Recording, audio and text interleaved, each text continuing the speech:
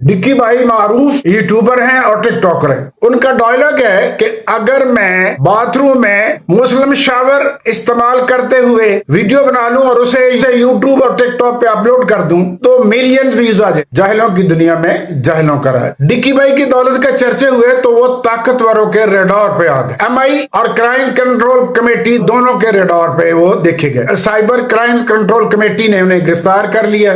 तफ्तीश हुई, उन पे मनी लॉन्ड्रिंग का इल्जाम है, वो खुद भी मनी लॉन्ड्रिंग करते रहे और औरों को भी करवाते रहे। फिर वो एमआई की तफ्तीश में चले गए। वहां उन्होंने इंकशाफ किया कि किस तरह क्राइम कंट्रोल कमेटी ने उन्हें से करोड़ों लूटे। अब एमआई ने वो करोड़ों लूटने वाले साइबर क्राइम कंट्रोल कमेटी के ऑफिसर को भी गिरफ्तार कर लिया, जिनकी तादाद 4-5 बताई जाती। झगड़ा कोई नहीं है, झगड़ा माल का है, बाकी सब ड्रामा है। वो क्या कहते हैं ना, गोलमाल है भाई, गोलमाल है।